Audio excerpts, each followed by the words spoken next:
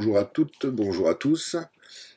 Maintenant nous avons fait notre peur la plus profonde, nous avons fait la loi de Pareto, nous avons travaillé sur le syndrome de l'imposteur, nous avons travaillé sur la matrice d'Eisenhower, nous avons travaillé sur la loi de Pareto. On commence à avoir des outils, on commence à avoir une idée de où on va, qu'est-ce qu'on doit, comment s'organiser, etc. Donc maintenant j'espère que ça commence à se décanter chez vous, auquel cas, si vous avez besoin de questions, vous revenez vers moi. Mais normalement là je pars. On commence déjà à avoir on commence à avoir des ingrédients qui commencent à s'imbriquer les uns les autres. Alors, là, on va rigoler un petit peu dans cette partie de la formation, c'est on va aller se moquer un peu du perfectionnisme. Alors, c'est quoi le perfectionnisme? Alors, peu de choses sont vraiment urgentes. Apprenez à dire non à la tentation et concentrez-vous sur ce qui est vraiment important pour vos objectifs à long terme. Voilà. Tout ce qui est urgent, en fait, mettez-le de côté. Il n'y a rien d'urgent. On va tous arriver au même moment, au même endroit, donc vous inquiétez pas, il n'y a rien d'urgent. Apprenez à dire non à la tentation et concentrez-vous sur ce qui est vraiment important pour vos objectifs à long terme. Vous êtes prêts? Allez, on y va. Rêvez. Voyez grand. Quitte à commencer à changer, autant que ce soit pour un objectif hors norme. Voilà. Donnez-vous un objectif smart. Il faut qu'il soit réalisable, atteignable, mais c'est pas grave. Donnez-vous, commencez à changer, autant que ce soit pour un objectif hors norme. Rêvez, voyez grand. Commencez, agissez. On dit souvent le plus dur est de commencer. Un livre, un business, mettre ses baskets pour courir. C'est toujours la première étape qui est la plus compliquée. Une fois que vous avez mis vos baskets, vous pouvez aller courir. Une fois que vous avez commencé la première page de votre livre, vous allez le lire. Une fois que vous avez commencé un business, c'est le démarrer. Voilà. Commencez, agissez, ne procrastinez pas. Commencez et agissez. Donc voilà. Rêvez grand, voyez grand, commencez et agissez. Combien de choses sont tombées à l'eau? Très rapidement. Commencer est important, mais commencer ne compte pas. Ce qui compte, c'est de terminer. Donc commencer et aller au bout. Attention, ne tombons pas dans le perfectionnisme, le syndrome de l'expert. Hein. Donc, si vous êtes anxieux à l'idée de démarrer votre projet sans avoir toutes les cartes en main, si vous êtes anxieux, disant oh, merde, j'ai pas tout, je veux bien me lancer, mais j'ai pas tout, et que vous recherchez la formation parfaite. Déjà, vous avez celle-ci, je peux vous dire une chose, c'est 80% des gens qui achètent des formations ne les suivent pas jusqu'au bout. Moi, celle-ci, j'aimerais vraiment vous y aller au bout parce que, vraiment, voilà. Vous achetez une formation, vous suivez le bonhomme. Le mec, normalement, ce qu'il vous donne, c'est bon. Pas besoin d'aller chercher le hack, chercher comme le rêveur, ouais, un hacking, une technique. Non, non, non, non. Vous en prenez une, vous avez pris celle-ci, vous allez au bout. Vous la relisez. Ne perdez pas de temps à racheter des formations. J'ai fait ça. Je suis passé par là. J'ai acheté plein de formations parce que moi, j'avais ce putain de syndrome d'expert. Moi, je vous le dis en toute honnêteté, voilà, détendez-vous. Donnez-vous un objectif. Je suis peut-être pas le meilleur coach, mais je suis pas le plus mauvais non plus. Reprenez mes modules de formation, reprenez les uns après les autres, je vais tout vous donner pour réussir. Je vous donne tout. Après, vous pourrez peut-être améliorer, c'est pas un problème. Mais pour l'instant, déjà, moi, je pense que celles-ci, elles peuvent déjà tout vous donner. Donc, rêvez, voyez grand, commencez et surtout, agissez. Si vous attendez d'avoir tout pour commencer, vous n'arriverez pas. Alors, vous allez vous planter. Mais comme un enfant, quand il apprend à marcher, il se lève, il tombe, il se fait mal, il se relève. S'il se faisait pas mal en tombant, il se relèverait pas. Donc, la fois d'après, il retomberait, il s'en moquerait. Donc, vraiment, c'est important. Donc, vous recherchez la formation parfaite, l'astuce géniale qui changera tout, le meilleur appareil photo pour commencer à faire des photos, le meilleur équipement pour démarrer un sport, le design parfait pour publier vos premiers articles. Voilà, tout ça, c'est les 80% c'est les 20% qui vont prendre 80% de votre temps. Alors que là, on est dans une formation, on va prendre les 20% pour faire 80%. Vous n'allez pas être parfait. Le syndrome de l'imposteur, c'est faux, vous l'améliorerez, vous n'êtes pas non plus dans le syndrome de l'expert. Donc on avance, on avance, on avance. Si vous en avez marre d'abandonner vos projets ou de vous perdre dans des activités qui n'ont aucun lien avec ce que vous devez faire, alors vous êtes au bon endroit. Juste une question avant de continuer. Êtes-vous un perfectionniste? Êtes-vous un perfectionniste? Donc un perfectionniste, c'est quoi? Maintenant que vous sommes conscients que les symptômes et conséquences du syndrome de l'expert et de l'imposteur, on va pouvoir travailler sur les présupposés du perfectionniste. Donc voilà. Alors c'est quoi le syndrome du les présupposés du perfectionnisme? C'est un système organisationnel et rarement parfait, vu qu'il s'adapte à une réalité qui est toujours en mouvement. Le monde est en mouvement, rien n'est parfait, donc vous ne serez jamais parfait. Vous serez parfait pour quelqu'un, mais pas parfait pour l'autre. Et on s'en fout de ce que pensent les autres. Vous savez ce que vous voulez apporter, vous savez ce que vous voulez apporter au monde, donc faites-le. Aimez plonger dans des...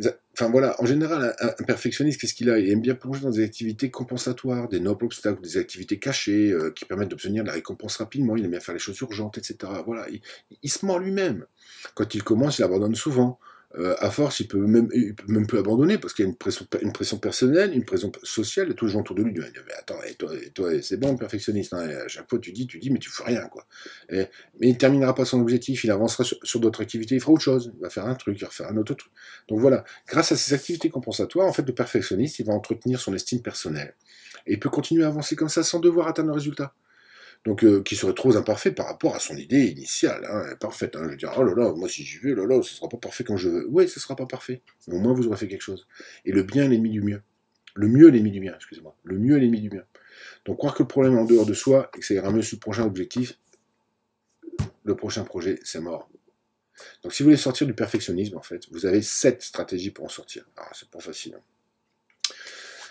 Perfectionnisme ou procrastination. Alors la différence essentielle entre le perfectionnisme, ça commence et ça abandonne.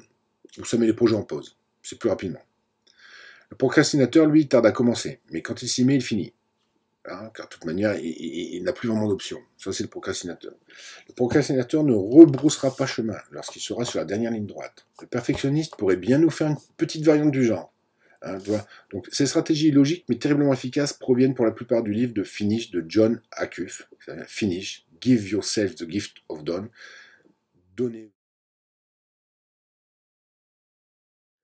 Donnez-vous le cadeau d'avoir fait. C'est John Acuff, A-C-U-2-F. C'est un bouquin à affiche et c'est lui qui explique comment faire pour atteindre ses objectifs. Donc en fait, le recadrage, on va travailler sur le recadrage du perfectionnisme et de son monde parfait. Donc on sait que le monde, il change de comportement quand sa perception de la réalité change. Milton Erickson, qui est un modèle PNL hein, de Grinder et Bandler, travaille beaucoup sur la réalité du patient. Enfin, ce qui est compliqué, c'est de changer d'action lorsqu'on n'est pas convaincu de la démarche. Voilà. C'est pourquoi je vais changer mes comportements tous les jours si je suis pas convaincu de la démarche. Donc vraiment, donc il suffit pas de savoir quelque chose qui est juste pour changer.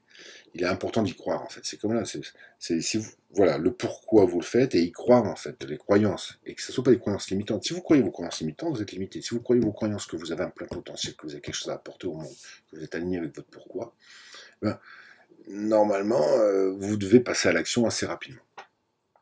On sait que fumer tue et pourtant les fumeurs le savent aussi. Mais voilà, c'est comme ça. Donc on va travailler entre la performance et l'apprentissage. Dans la vie, si vous voulez progresser, vous devez donc apprendre et donc accepter de réaliser des trucs imparfaits, incomplets, moches. À l'école, on n'a pas toujours 20 sur 20. Tu vois, on apprend et on évolue. On fait une faute, hop, on est repéré, hop, on avance. Et c'est ça, en fait. Tu vois, faut vraiment vous mettre dans une démarche d'apprentissage et d'accepter que vous n'êtes pas parfait, et d'accepter que vous êtes faillible, et que vous n'allez pas tout faire du premier coup parfaitement, mais le but du jeu, c'est de passer à l'action. Passer à l'action, essayer, tester, avancer. Il n'y a que comme ça que vous pourrez y arriver. Alors après, on a souvent tendance à dire, je vais en parler à mes voisins, je vais en parler à mon frère, ma soeur, etc. Alors ma soeur, elle est esthéticienne, mon frère, il est mécano, mon tonton, il vend du vin, enfin, etc. Et vous allez venir les voir et dire, regarde mon business, j'ai fait un tunnel de vente, etc. Et vous allez demander des conseils à ces gens-là. Je vous rassure, hein, vous êtes la moyenne des 5 personnes que vous fréquentez, et c'est pas les personnes-là qu'il faut fréquenter parce qu'elles vont pas vous aider. Vous ne pouvez pas demander à un mécanicien de savoir comment faire un gâteau. Vous ne pouvez pas demander à un boulanger de comment réparer une voiture. Donc n'allez pas parler de votre business sur Internet ou votre business en ligne à quelqu'un qui n'y connaît rien. Donc là, déjà, c'est aussi quelque chose que j'aimerais bien vous dire, parce que voilà, souvent, on a souvent tendance à vouloir être rassuré par les gens qu'on aime, mais ils ont plus peur que nous, ils sont pas au courant de ce que vous faites. Donc, allez pas les voir. Par contre, posez-moi la question à moi, ou quelqu'un qui est de votre domaine, etc. Oui, là, vous pouvez aller. Si vous devez faire réparer une voiture, allez voir un garagiste, mais n'allez pas voir un boulanger ou un boucher. Voilà, ça, c'était la petite aparté. Et puis, acceptez que vous êtes dans l'apprentissage, vous allez apprendre, vous allez évoluer. D'ailleurs, vous êtes là, et je vous félicite, puisque vous êtes en train d'apprendre. Et moi, j'apprends aussi en même temps, d'ailleurs, puisque je fais des vidéos. Voilà, donc sachez que dans la vie, si vous voulez progresser, vous devez donc apprendre et donc accepter de réaliser des trucs et des trucs imparfaits, quoi, des choses qui vont pas être parfaites et vont être incomplètes, mais c'est pas grave. Et peut-être qu'un jour vous arriverez à être performant. Mais attention, quand je dis performant, je ne veux pas dire parfait. Vous serez performant. Et comme on dit, pourquoi les Brésiliens ont été très très bons au football, on s'est rendu compte, en fait, tout le monde dit ouais, parce que c'est des pauvres, parce qu'ils ont envie, parce qu'ils ont plus que ça, parce que non, non, non, non, rien à voir. C'est parce qu'ils vivent dans des petits, ils jouent au football dans des petits espaces avec des ballons un peu plus lourds. Et comme ils jouaient dans des petits espaces, ils devaient se faire des passes beaucoup plus rapidement et ils devaient faire des gestes techniques beaucoup plus rapides pour pouvoir s'extirper parce qu'ils étaient dans une contrainte d'espace. Et donc, ils faisaient des répétitions. Et si vous voulez vous améliorer pour devenir bon, en fait, c'est des répétitions sous contrainte. répétez, répétez, répétez, répétez sous contrainte. Vous devez faire une vidéo, bah répétez vos vidéos. Vous faites des vidéos, plus vous en ferez, plus ça viendra. Vous devez faire un geste de football, vous devez bien jongler. Bah, jongler, jongler, jongler, jongler. Au début, vous allez vous balader, vous n'allez pas y arriver, puis après, vous allez faire dans un petit espace, puis après, vous allez faire le genou, la tête, etc. Mais c'est la répétition sous contrainte qui fera que vous aurez une expertise. Que vous saurez, que vous ferez un bon geste. Comme les joueurs de tennis. Vous prenez Federer ou Nadal, les mecs, ils tapent des ballons, ils tapent des balles tous les jours. Ils s'emmerdent à taper des balles. Mais ils font le geste parfait. Ils cherchent le geste parfait. Et c'est à force de faire qu'ils ont le geste parfait. Et donc, quand ils arrivent en match, ils savent faire le geste parfait. Parce qu'ils l'ont fait à l'entraînement. Et c'est l'entraînement qui est important. Donc, on ne peut pas réussir si on ne s'entraîne pas, si on ne fait pas de répétition sous contrainte. Donc, voilà. Donc, pour ça, on va mettre la première stratégie en place, on va se projeter au jour après la perfection. Vous allez vous projeter visuellement, vous allez vous imaginer comment je serai après. Voilà, j'ai réussi, qu'est-ce que je ressentirai, qu'est-ce que je verrai, qu'est-ce que j'imaginerai, comment je verrai les gens autour de moi, qu'est-ce que j'entendrai, qu'est-ce que je me dirai, qu'est-ce que je ressentirai. Je vais me connecter à ma respiration. En PNL, on appelle ça, c'est développer la motivation par l'inconscient, c'est-à-dire on se projette dans l'état désiré, on se projette dans l'état atteint. Donc voilà, je veux, admettons, réussir, et on s'imagine l'avoir réussi. Et on voit ce qu'on voit, le visuel. On entend, on se dit, on se parle à nous-mêmes, on voit les autres, on visualise, on entend et on s'entend, et on ressent, et on se connecte à la respiration, et on va chercher les émotions. La fierté, et là, on se connecte à cette chose et on va chercher ça. Et inconsciemment, vous allez vous projeter là-bas et inconsciemment, vous allez tout faire pour l'atteindre. C'est comme les croyances limitantes. Les croyances limitantes, si je crois que je ne vais pas y arriver, vous pouvez faire ce que vous voulez. Vous n'y arrivez pas parce que si vous dites, enfin, je ne vais pas le faire parce que je me vois en train de me planter, c'est mort. Par contre, si vous arrivez à modifier juste ça et vous projeter dans ce que vous allez réussir, vous devriez avoir des résultats extraordinaires. La projection mentale. Parce qu'en fait, on vit à travers 5 sens. On voit, on entend, on ressent, on goûte et on sent les choses. On va enlever l'odorat et le goût, on va dire que ça c'est pour la cuisine, la gastronomie. On va parler que du visuel, on voit, on entend, on ressent. Dans votre tête, il n'y a que des images, des sons et des sensations. Point barre. Donc le cerveau, si vous vous projetez dans un rêve atteint, que vous vous mettez dans la position du rêve atteint, visuellement, auditivement et kinesthésiquement, votre corps et votre tête ne fait pas la différence. La seule différence, c'est que votre corps et votre tête et votre volonté et votre inconscient vont ni plus ni moins que de revenir dans cet état désiré. Voilà, donc ça, voilà. Donc plus vous allez vous projeter dans du positif et plus vous allez mettre en place une stratégie vertueuse de positif. Ok. Donc voilà, on va se projeter au jour d'après. Puis l'exact opposé du perfectionnisme n'est pas l'échec, mais le non-aboutissement. Donc voilà, on s'en fout. Plus vous essayez d'être parfait, moins vous accomplirez. Donc, plus vous essayerez d'être parfait, moins vous accomplirez. Donc, allez-y, foncez. Donc, se projeter au jour d'après, on ne contrôle pas tout, hein, parce que, voilà. Donc, voilà. Après, on peut aussi, parfois, par rapport à nos objectifs, c'est coupé en deux. Souvent, comme on est un peu perfectionniste, et puis voilà, puis que souvent, en général, quand on prend une décision sur un objectif, on dit ouais, putain, super, moi j'ai pris un objectif, voilà, je vais faire 100 000 euros en 12 mois parce que je suis bon, voilà. Et souvent, quand on prend la décision là, voilà, parce qu'en général, on se dit, voilà, moi je vais faire un objectif, je vais faire un objectif comme la création du iPhone, et je vais faire un objectif comme un vaccin. Non, non, non, voilà. Donc, ce qui peut être sympa parfois, souvent, en fait, les décisions d'objectifs, elles sont prises lorsqu'on a bu une petite coupe de champagne, la tête qui tourne un petit peu, on se sent bien, on est motivé, on croit qu'on va tout exploser, et souvent, bon, voilà, donc divisé par deux. Divisé par deux, voilà, si vous dites en 6 mois, ben, vous dites en 12 mois. Si vous voulez 100 000, dites 50 000. Bah, après, pourtant, avant, je vous dis de voir grand. Hein. Mais justement, voyez grand, mais après. Mais après, on va mettre des stratégies en place pour atteindre les objectifs. Mieux vous mettre un petit objectif, c'est quand on n'est pas sûr. C'est comme le matin, hein, quand je vous dis 90 minutes pendant 90 jours sur un seul objectif, bah, les 90 premières minutes, ça va être compliqué. Et puis, alors vous allez dire, ah ouais, mais il faut que j'aille faire du sport 3 fois par semaine. Vous n'allez pas faire 3 fois 1 heure. Alors dans votre tête, vous dites, si je vais faire 1 heure. Puis au bout de 15 minutes, vous êtes KO, on est mort. Et là, vous allez faire du mal parce que vous avez mis 1 heure. Non, on commence tranquille. Le top du top, c'est d'arriver dans 1 heure. 1 heure, c'est dans 3 semaines, un mois, ou même dans 2 mois. Je me mets dans 2 mois, je me mets dans 1 mois. Je me donne un délai mesurable, atteignable, réaliste, temporisé. j'ai un grand objectif, je veux un grand objectif, et on le prendra comme un méta-objectif. Et souvent, vous allez dire, bah, moi je le veux en 3 ans, ou je le veux en 1 an. Bon, bah, vous l'aurez peut-être pas en 1 an, vous l'aurez peut-être en 2 ans, peut-être en 3 ans, mais c'est pas grave. Il faut voir grand, il faut rêver grand. Après, on va affiner. Voilà, j'ai défini mon objectif, je sais ce que je veux, puis après, je regarde. Puis au bout d'un mois, dire, bah non, je vais pas y arriver, je revois un peu mes objectifs. Mais c'est pas grave. On a vu grand, on veut grand. Bon, bah si on l'a pas en 1 an, on l'aura en 2 ans. Si on l'a pas en 2 ans, on l'aura en 3 ans. C'est pas le fin du monde. Le but du jeu, c'est d'y aller.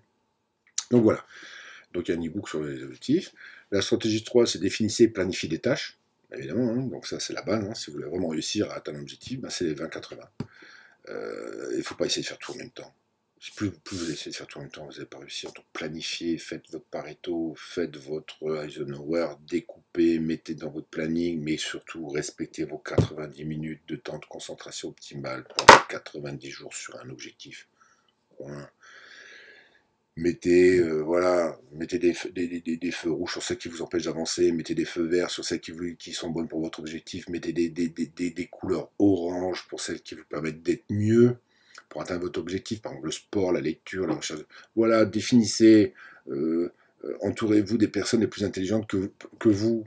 Voilà, allez voir des gens plus intelligents que vous, n'ayez pas peur d'aller rencontrer des gens qui vous, soi-disant, paraissent plus intelligents ou qui ont déjà accompli ce que vous souhaitez réaliser. Hein. Ceci étant que c'est provisoire, eux l'ont peut-être réussi, mais vous allez réussir aussi. Donc voilà, vraiment, organisez-vous, la loi des 20-80, positionnez vos tâches, organisez-vous, projetez-vous dans le futur, comment vous allez l'atteindre, vos objectifs, on découpe SMART, on a Pareto, voilà. Après, voilà, n'oubliez pas que il faut que ce soit un plaisir. Nous sommes les seuls, les humains, à apprendre dans la souffrance. C'est un truc de fou. Vous prenez les animaux, tous les mammifères sur la planète, ils apprennent en s'amusant. Vous prenez les petits lions, les lionceaux que leur maman ils jouent à chasser, les petits lions, les baleines, les dauphins ils font que se marrer, etc.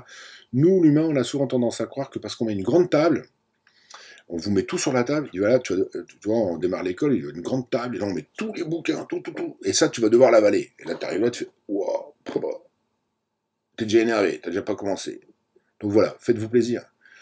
La vie c'est un plaisir, soyez fun, voilà, mieux vaut vous associer l'activité avec quelque chose de marrant ou intéressant pour rendre celle-ci plus fun, du moins jusqu'à ce que l'activité vous appelle, vous voyez, pour un perfectionniste, tout s'acquiert dans la douleur. Non, non, non, vous pouvez vous faire plaisir, moi je m'éclate, là, moi je fais des vidéos, je m'éclate, je suis pas perfectionniste, moi mes vidéos elles sont pas parfaites, mon t-shirt, voilà, je suis pas rasé, j'ai pas mis de maquillage, j'ai une lampe à 2 balles, je fais avec ce que j'ai, je m'en fous, je m'en tape. Je me fais plaisir, là je me fais plaisir. En plus, je vous parle à toi, là, je te parle à toi derrière l'écran, mais je te vois pas. Mais par contre, je me fais super plaisir. Ouais. Et j'espère que ça se ressent, et j'espère que je vous transmets un petit peu de mon énergie.